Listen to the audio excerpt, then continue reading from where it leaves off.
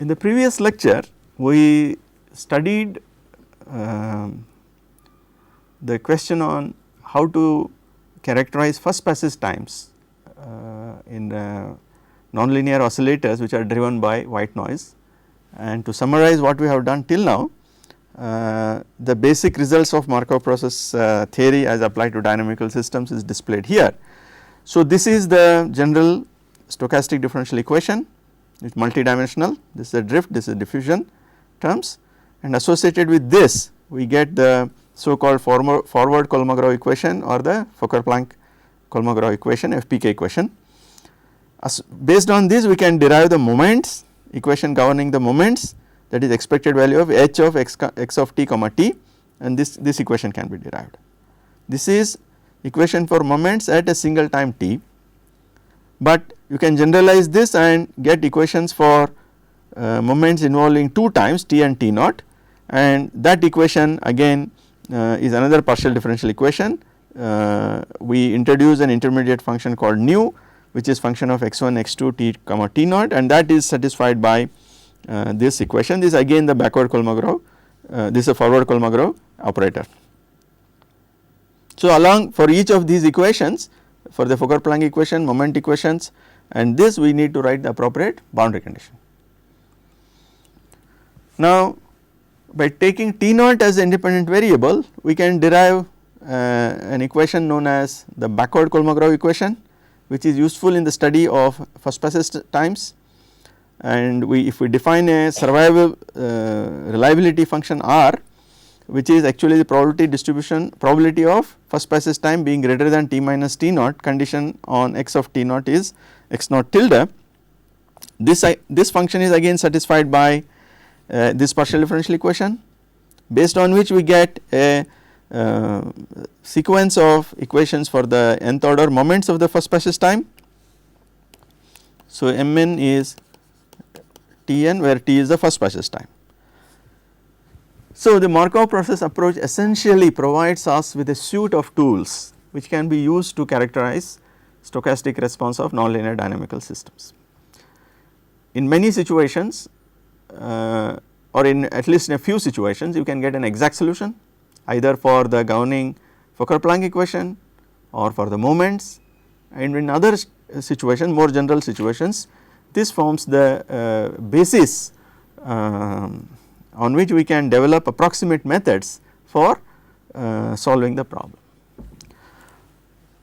One such approach we were discussing, namely how to develop models for envelope and phase of the response processes using what are known as stochastic averaging principles. So, I briefly outlined the averaging concept as applied to deterministic systems in the previous talk, and here we have a nonlinear free vibration u double dot omega naught square u minus epsilon this, and we made a transformation displayed here where A and beta, A is amplitude or the envelope and beta is the phase, they are taken to be slowly varying functions of time, and based on that these are exact transformations.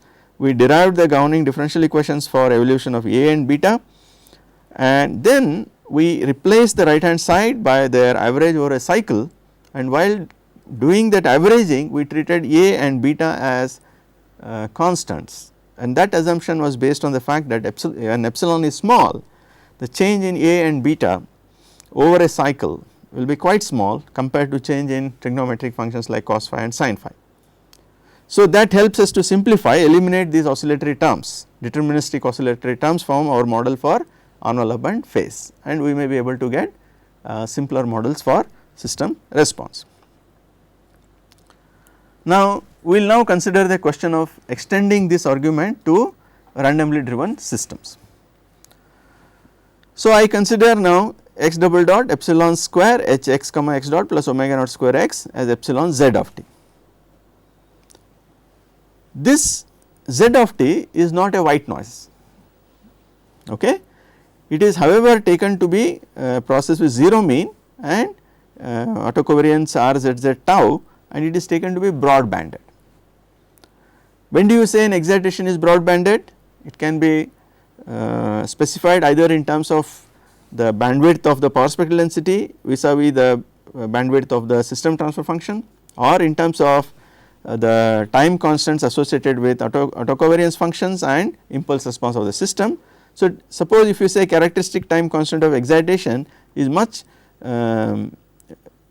greater than the characteristic time constant of the system, then we can say that it is a broadband process. I think this is much less. Now, time duration over which RZZ of tau decays to 10% of its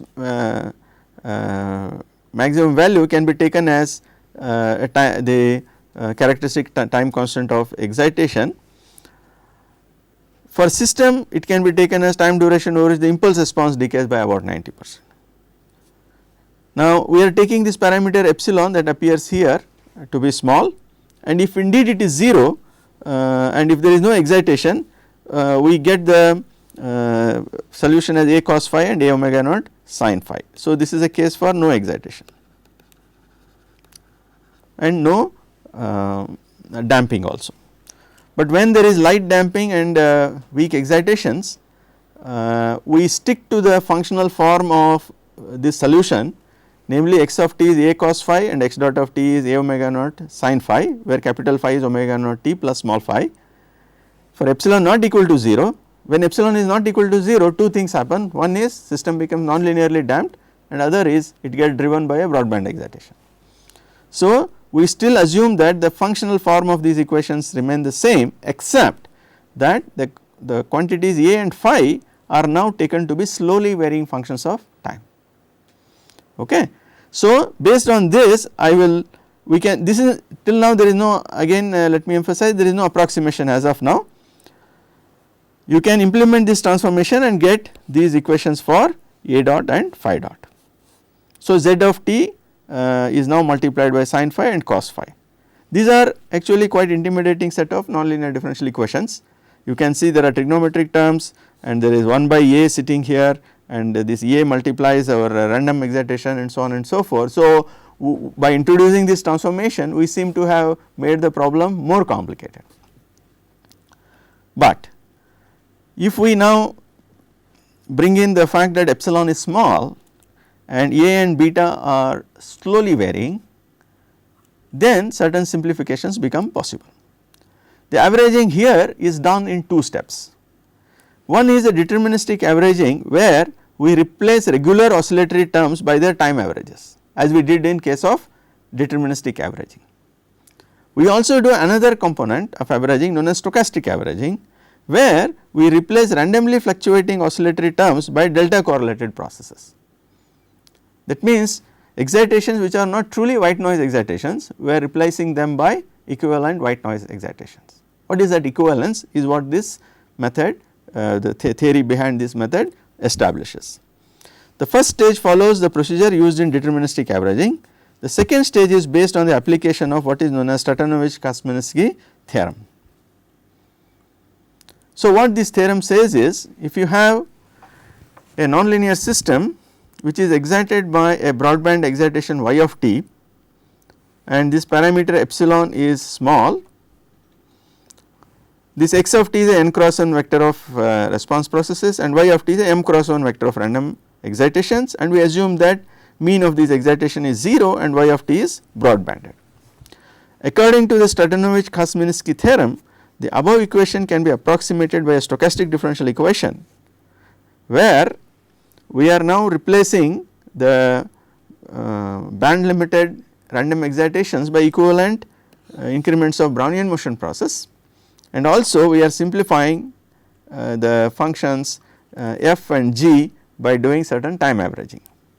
So, that time averaged and stochastically averaged equations are given here. This drift is given by this, and diffusion coefficient is given in terms of this. So, while carrying out this averaging, the quantities a and these quantities x here are treated as constants. So, there is this paper I referenced in the previous lecture. So, this is a review paper which explains the basics of this method.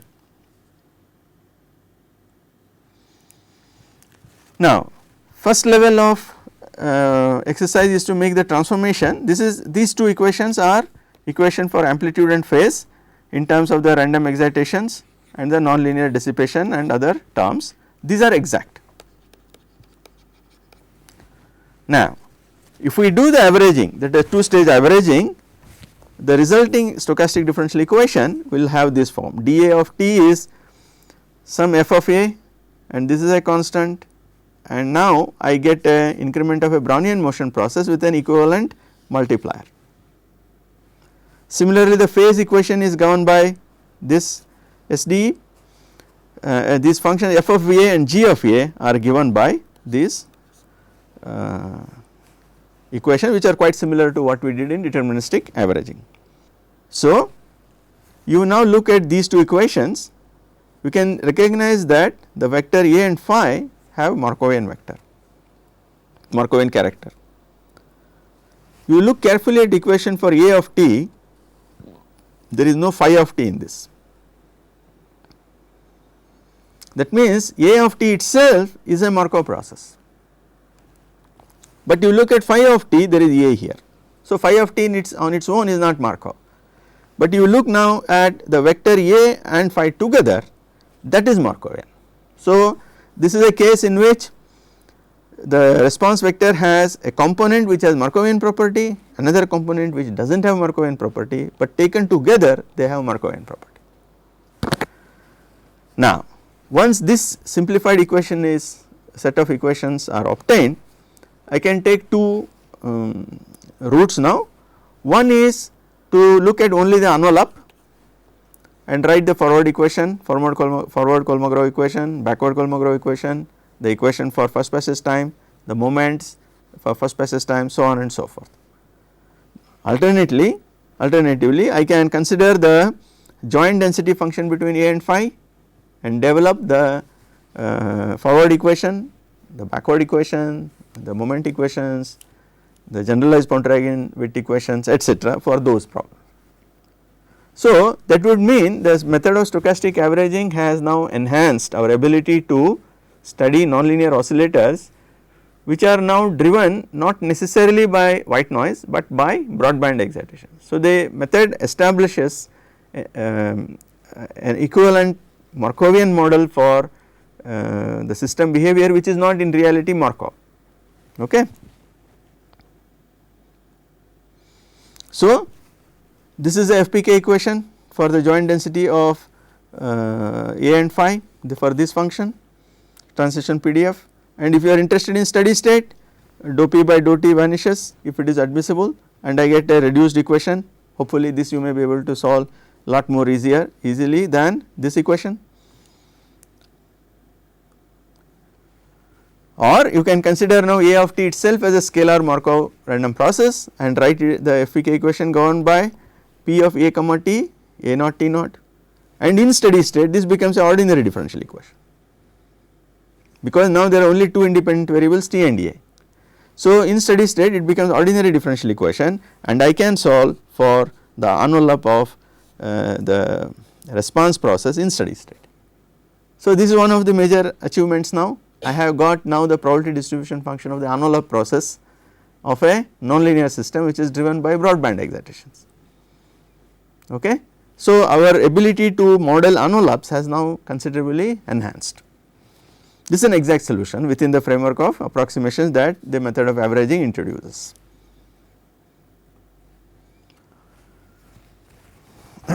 Now, you look at the two equations in steady state.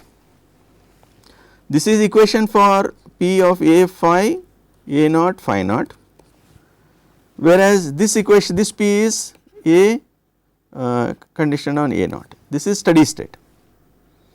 Now, although I use the same notation p, you must understand that this equation is for a of t and this equation is for a and phi. Now, if you now look at a possible solution which is in variable separable form, you can verify that the first of these equations is satisfied by p of a divided by 2 pi, where p of a is solution of this equation. That would mean the amplitude, the phase is almost characterless here, it is uniformly distributed in 0 and 2 pi. So, one moment you solve this ordinary differential equation, actually this is ordinary differential equation because A is the only independent variable, the problem is completely solved, because if you substitute this and look for phase being uniformly distributed in 0 to 2 pi, you substitute this solution into the first of these equations, this equation is satisfied. So, therefore, you can also get an approximation to the joint density function between the process and its time derivative, displacement and velocity, because I have now model for A and phi. I can use method of transformation of random variables, and 1 by A will be my Jacobian, and I can get this, and this also enables us to get the model for the parent process and its derivative. Okay. So, again I have a handle on the response of the nonlinear system to broadband excitations. I have solved envelope process, phase process, and from them I am now getting the probability density of the parent process. Although if I directly try to write the originally the parent process and its time derivative do not constitute a Markov process. Now, how about transient solutions? The transient solutions for P of A, T conditions on A naught T naught can be developed based on a method of variable separation. We will have to solve on the way an eigenvalue problem which leads to eigenfunctions in terms of hypergeometric functions, and we can like log over Hermite and that type of functions, and we will be able to solve this problem. Now, in the illustration that I have done, I have considered only external excitation, but suppose there is a parametric excitation. There are two random excitations, zeta of t and xi of t, both are broadbanded, 0 mean, may be dependent, could be independent. Actually the method of averaging can be used for this also. Okay. Now, a special case where system is linear. Okay. So, what I am talking about, u double dot plus 2 eta omega u dot plus omega square u is equal to z of t. Okay. Now, I know that by independent study that the envelope of this process is Rayleigh distributed. If f of t is broadbanded, excitation is broadbanded, the response is narrow banded, and for narrow banded processes the envelopes are Rayleigh distributed. Now, the same result I get through averaging. I indeed get a Rayleigh density function for this system, and the phase is uniformly distributed between 0 to 2 pi, and this sigma square is the equivalent strength of the white noise. There is no white noise in this problem because z of t is a band limited excitation, but the method of averaging replaces the excitation, band limited excitation, by an equivalent white noise excitation. So, the strength of that white noise is provided in the calculations of this method. Now, we can compare this with the envelope and peak distribution obtained earlier by using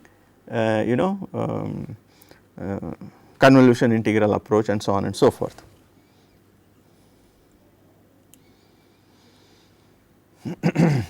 Now, what happens if stiffness is also nonlinear? I have been talking about nonlinear damping.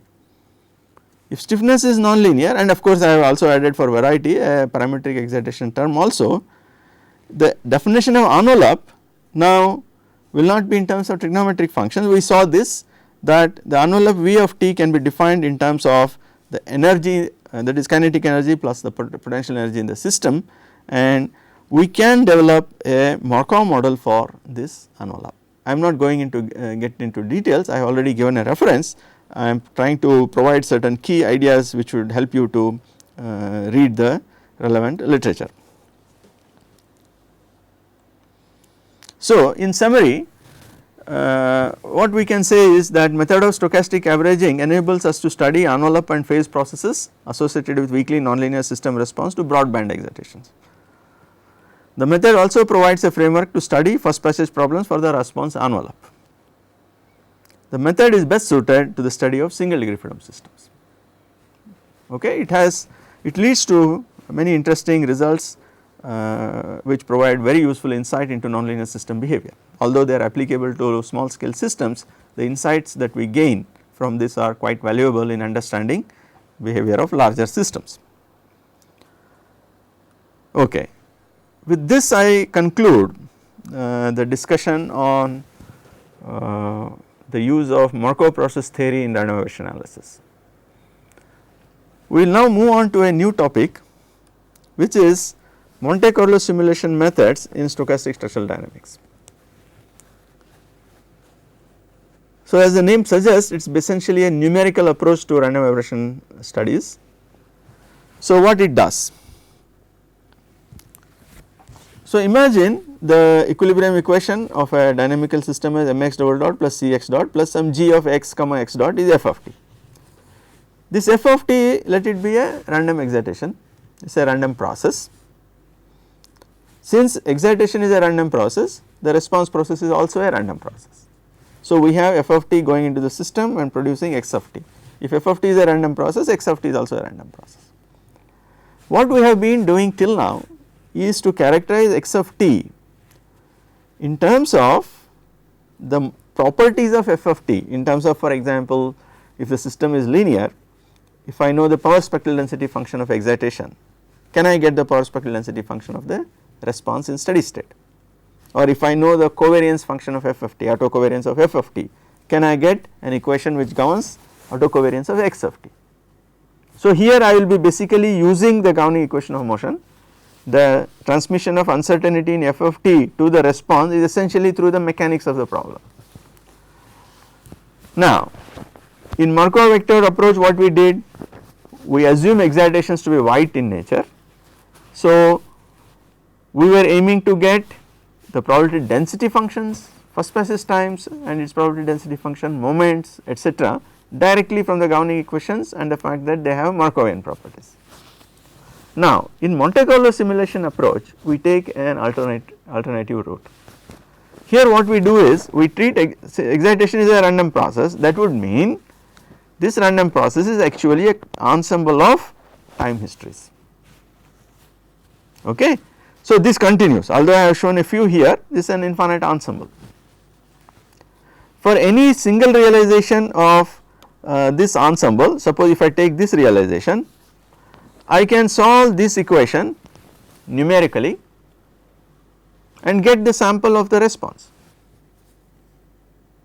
That means I am essentially carrying out a deterministic analysis as far as the realization of excitation is concerned. I take a realization of excitation, solve this equation using standard methods of solving ordinary differential equations, numerical methods, get the time history of the response. I repeat that for every realization of f of t. For corresponding to this ensemble of inputs, I get an ensemble of response time histories. From this, what I do? So, one of the tasks that I should do is, I should be able to produce an ensemble of inputs obeying prescribed models for f of t. See, f of t is a random process, means it is completely specified by its nth order joint density function. When I say that I have an ensemble of inputs which correspond to realization f of t, it means that I am able to produce time histories of f of t which obey the prescribed probabilistic model for f of t. So, if f of t is say a Gaussian random process with a specified power spectral density function, 0 mean stationary random process with a specified power spectral density function, the problem would be, how do you simulate samples of such a random process?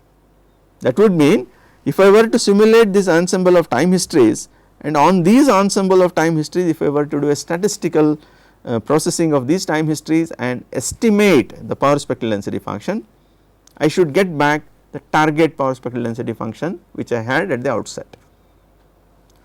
Fine, that means that is one of the capabilities that we have to develop, how to generate samples of random quantities which obey the prescribed probabilistic laws. That is one of the important component of Monte Carlo simulation studies, and this has to be done digitally on a computer. Then we simulate the system dynamics through the solution of the system behavior, which could itself be a, for example, a finite element model.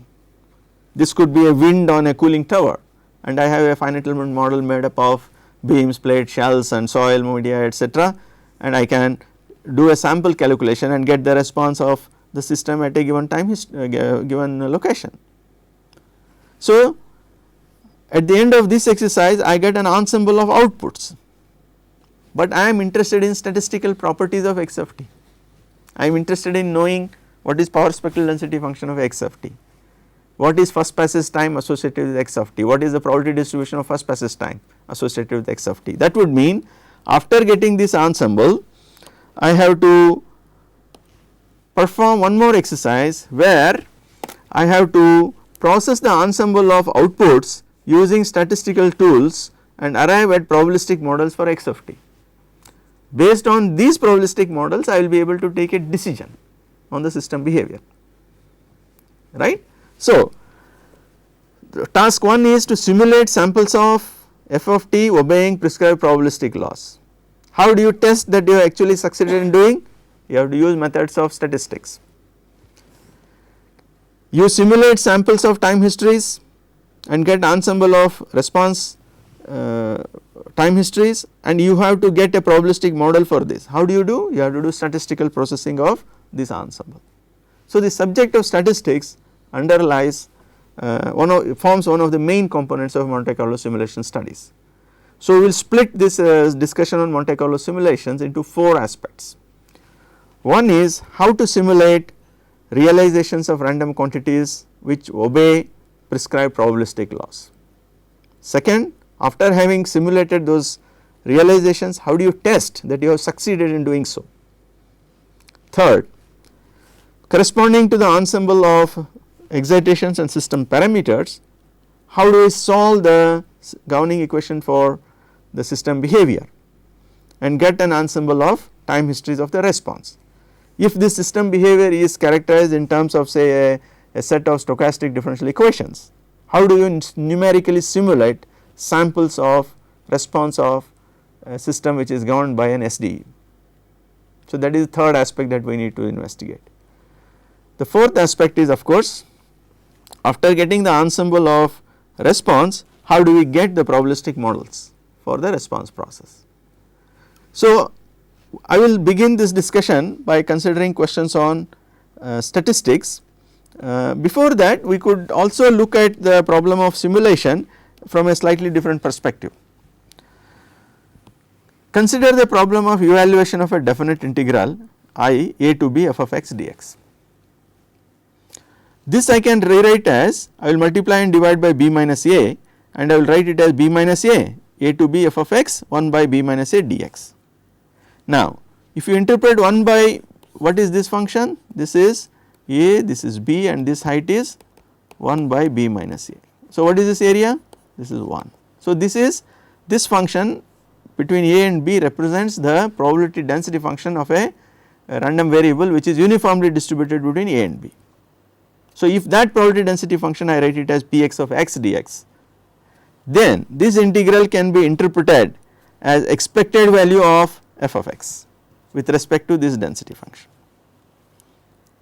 That is, I is b minus a into expected value of this, and this expectation is with respect to px of x which is uniformly distributed in a to b.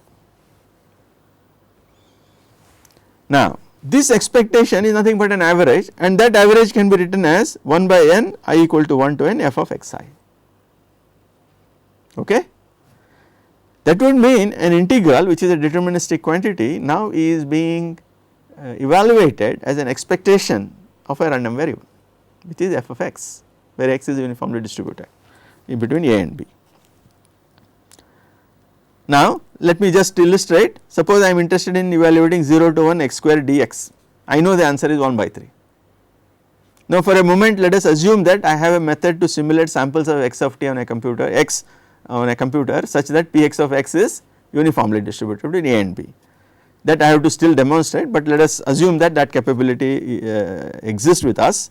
So, what I have shown here, the red line is the exact solution. This is the value of the integral on y axis, and the samples that we use in evaluating this expectation through simulation is shown on x axis.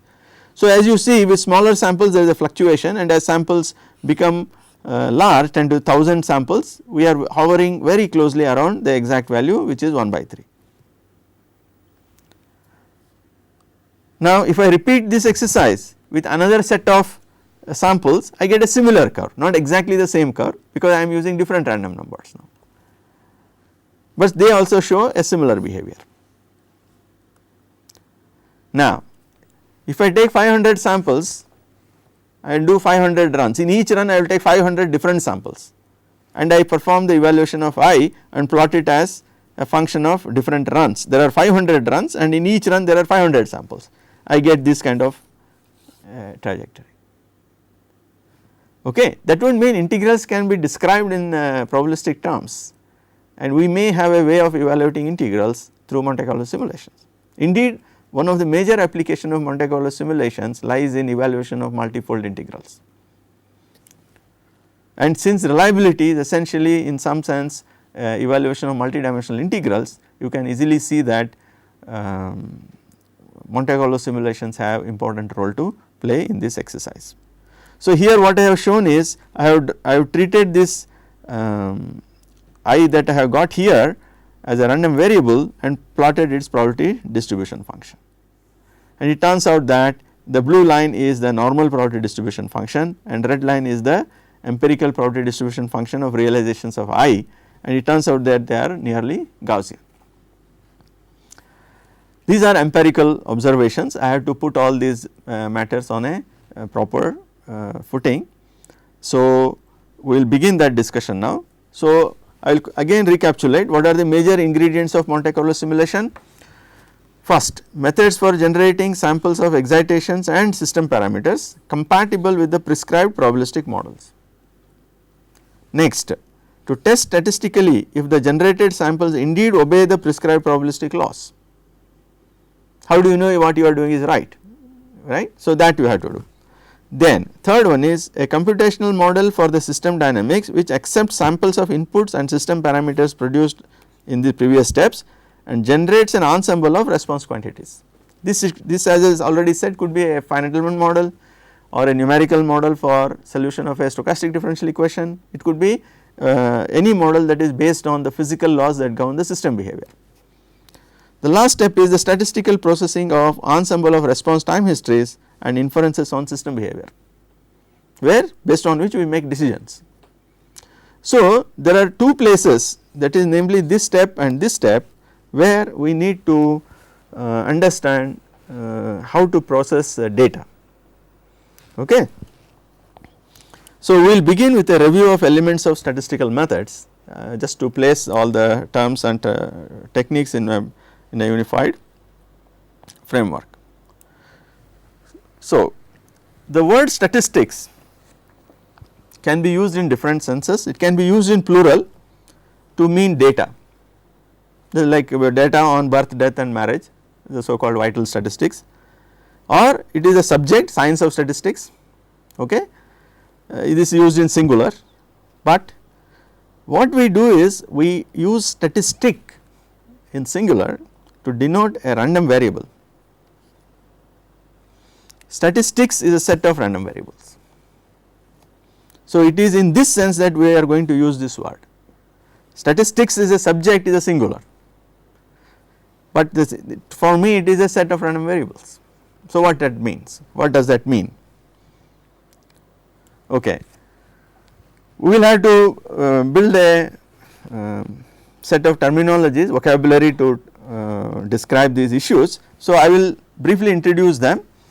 The word average, we can say average is a single number that describes data.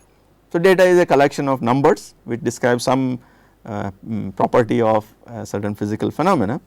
For example, if you have a material, we describe it by its density, viscosity, stiffness, strength, etc.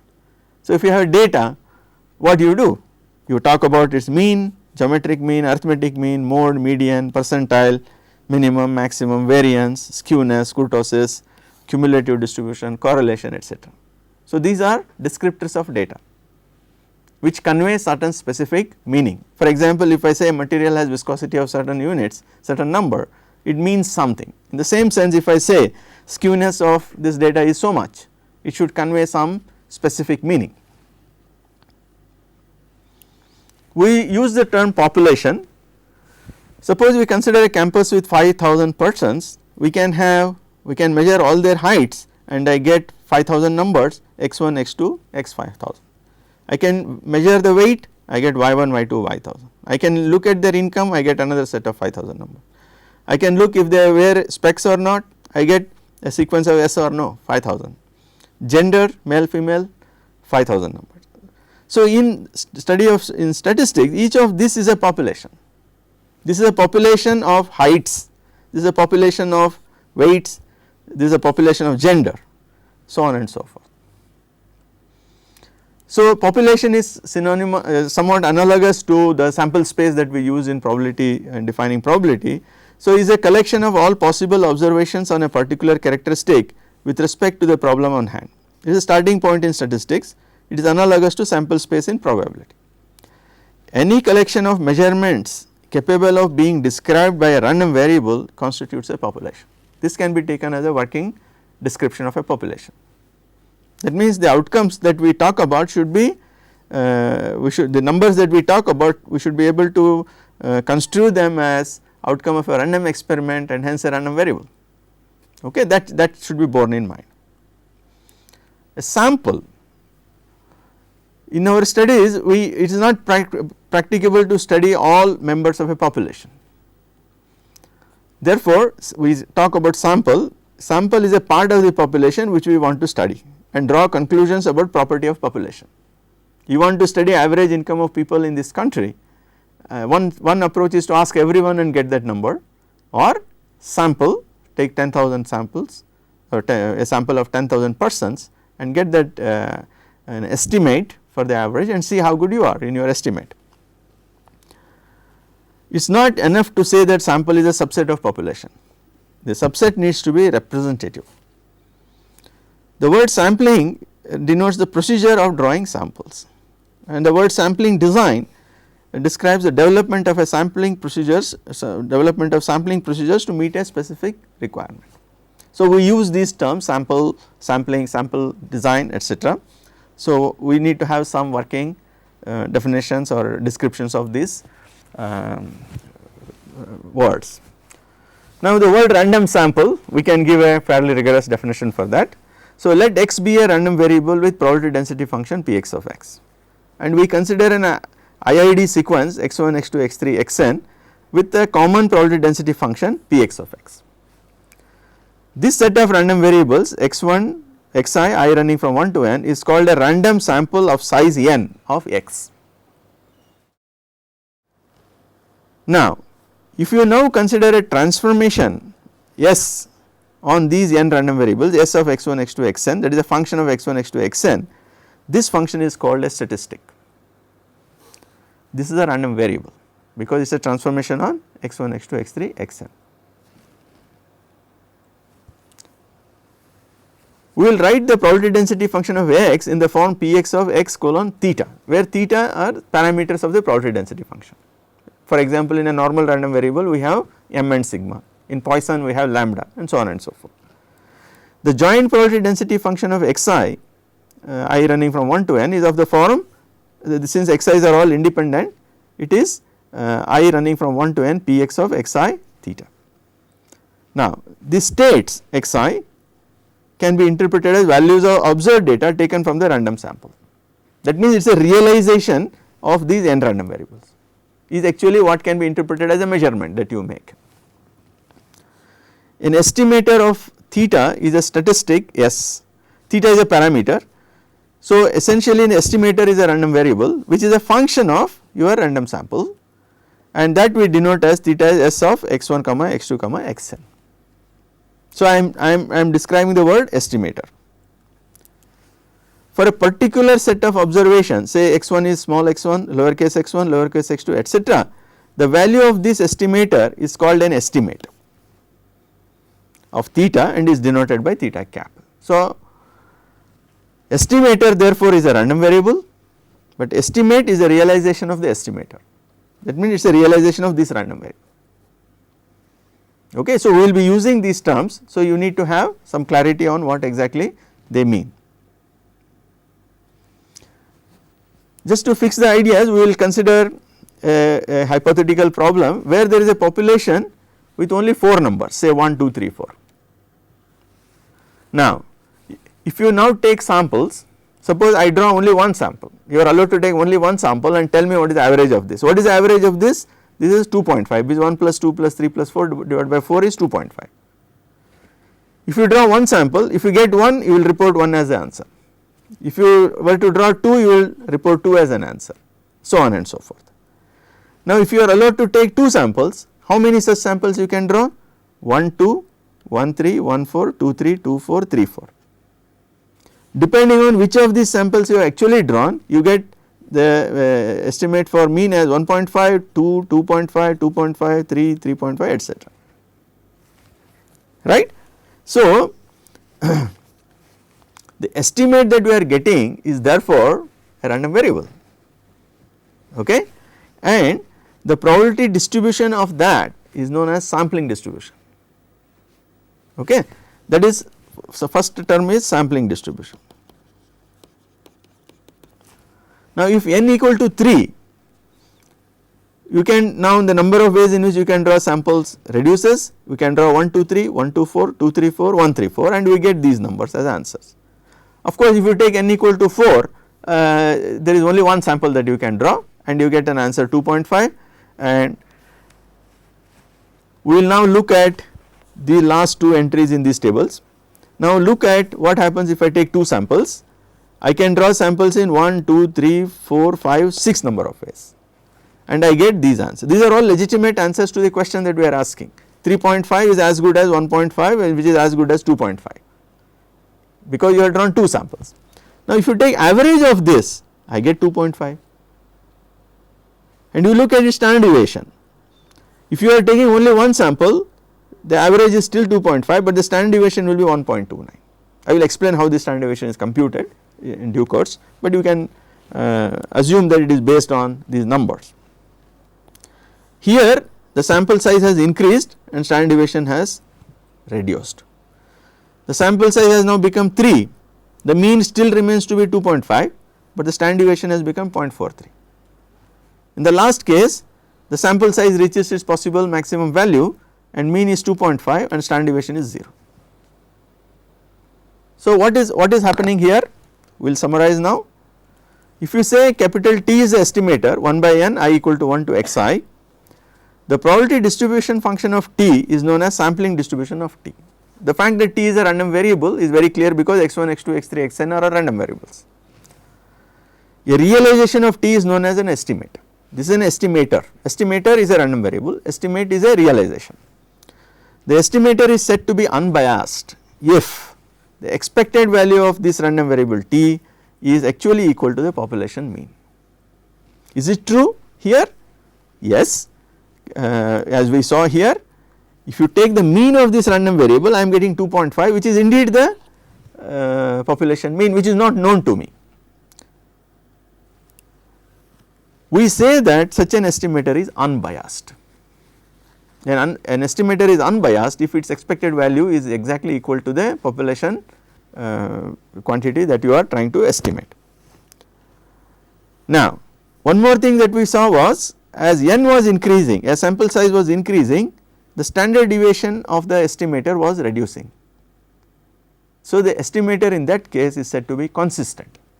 So the estimator is said to be consistent if as limit n tending to infinity variance of T goes to 0. So that means you draw more samples, you are more sure of your answer, the dispersion in your answer goes on reducing. Estimation is a finding a realization of T as an approximation to a population parameter. That would mean what it involves, this is a population, suppose with n equal to 2 I take the number say 2 4 and compute this 2 plus 4 divided by 2 which is 3 as the answer for this unknown 2.5 which is not known to me. I take 3 as an approximation to 2.5. This process of drawing a sample and computing this is known as estimation. Now let us consider the problem of estimation of mean. So let x be a random variable with probability distribution function px of x, probability density function lowercase px of x, a mean mu and standard deviation sigma. We will form a sequence of identical independent and identically distributed random variables xi I running from 1 to n with a common PD of Px of x, which is given here in the specification of x. What this means is xi is independent of xj for all I not equal to j in 1 to n. Since xi's are all identical, expected value of xi is mu, variance of xi is sigma square, and pxi of px is px of x for all I 1 to n, because they are IIDs. Now let theta I running from 1 to n ai xi be an estimator of mu. Mu is a property of the population which is not known. Theta is an estimator. Now the estimator is said to be unbiased if expected value of theta is equal to mu. When that will happen, you consider expected value of theta. This is expected value of I running from 1 to n ai xi, but expected value of xi is mu, therefore I get this as mu I equal to 1 to n. If this has to be equal to mu, it means the summation of these ai must be equal to 1. That means if you select an estimator where these weights ai add up to 1, then the resulting estimator is unbiased. Okay. Unbiased is a desirable property, we can start with that notion, but this is not unique. There are so many ways in which I can select ai so that I running from 1 to n ai is equal to 1. Now what I will do now is I will consider variance of theta. Variance of theta is variance of this summation, and since xi's are all independent, variance is ai xi minus mu summed over I to 1 square, and we can show that variance is indeed this. Now what we do is, to make the unbiased estimator unique, we will select ai so that it minimizes this variance. Okay. Since theta is being used as an approximation to the population description mu, say mean, population mean is not random, it is a deterministic quantity. So you are approximating a deterministic quantity by a random variable. So the best that you can do is to minimize the variance of that random variable. Okay, that is the logic behind minimizing the variance here. So variance of theta is given this, I want to minimize variance of theta given by this, subject to the constraint that I want an unbiased estimator. So what we do? We form the Lagrangian sigma square I equal to 1 to n ai square plus lambda, this is a constant equation, I equal to 1 to n ai minus 1. Now for optimality, dou L by dou ai must be equal to 0 for I equal to 1 to n, and dou L by dou lambda must be equal to 0, and that basically that condition of optimality of L with respect to lambda essentially gives our constant equation. That is the idea behind doing introducing the Lagrangian multiplier. So we go through these calculations. Dou L by dou ak equal to 0 would mean 2 sigma square ak plus lambda equal to 0 for k running from 1 to n, and from this we get ak to be minus lambda by 2 sigma square. Dou lambda by dou lambda, dou L by dou lambda equal to 0, I recover the constant equation, and in this if I put this ak as minus lambda by 2 sigma square, I can eliminate that and I can get lambda in terms of sigma square and n as shown here, and I get ak to be 1 by n. That means all a1, a2, a3, an are all 1 by n. If n is the sample size, all ak's are 1 by n. Therefore, the optimal corresponding to this optimal values, the minimum variance that I get is sigma square by n. So to summarize, theta is equal to 1 by n, ai's are all now 1 by n, they come out of the summation, I equal to 1 to n xi is an unbiased estimator of mu with minimum variance, and the lowest variance is sigma square by n.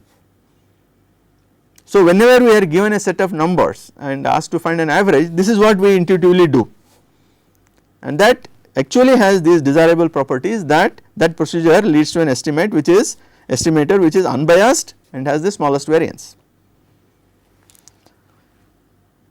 Now another approach to parameter estimation is what is known as maximum likelihood estimation. Let x be a random variable with PD of px x colon theta, and theta is a vector of parameters of the distribution. For example, if x is normal, I have sigma and mu as parameters. For the moment, let us assume that theta is known. okay, and let xi be an IID sequence of random variables with the common PDF given by Px x colon theta. This theta is given now. Now let us consider the joint density function of x1, x2, xn, and that is given by, since xi's are all independent, it is Px1 evaluated at x1, Px2 evaluated at x2, and so on and so forth, and using the product notation I write it as product I equal to 1 to n Pxi xi colon theta. Now just for illustration, let x be exponentially distributed, so that Px of x colon lambda, theta is only 1 now, this is lambda, I get lambda exponential minus lambda x. This is a probability, common probability density function, and this product will be lambda to the power of n exponential minus lambda I running from 1 to xi, where xi's are all greater than 0 and I runs from 1 to n. Here I have already said that theta is taken to be known. What is this product? Product of density function. Suppose I multiply this by dxi, this product is nothing but the probability of x1 lying between x1 plus dx1 intersection x2 lying between x2 and x2 dx2, so on and so forth, right. Okay. Now let us now consider the case where theta is unknown, and let us assume that we have observed a sample denoted by lower case x1, x2, x3, xn. Now what I do? I interpret this product as the likelihood of making the observation xi because of this property, that this product is indeed the probability. So the word likelihood is being used in the sense of a probability. Now theta is unknown, so it is a function of observed samples and the unknown parameter theta. Now for what value of theta this likelihood is maximum is a way to find theta now. So what we do is we introduce the definition, the maximum likelihood estimator of theta is the value of theta for which this L theta condition x1, x2, xn is the maximum, and this L is known as the likelihood function, which is the product of the probability density functions evaluated at the sample points, observed sample points. Just to give an example, let x be a exponential random variable, and suppose I have made observations t1, t2, tn. So the L function will be, the likelihood function will be lambda to the power of n exponential minus lambda I running from 1 to n ti. We have to maximize this, so we take logarithm. So this is known as log likelihood function. So this we get as this. Now let lambda hat maximize this function. So that means dou by dou lambda ln of this is 0, and if I do now that calculation, first term gives n by lambda, the other one gives summation ti, and from this I get 1 by lambda as 1 by n I running from 1 to n ti. Okay. Now quickly recall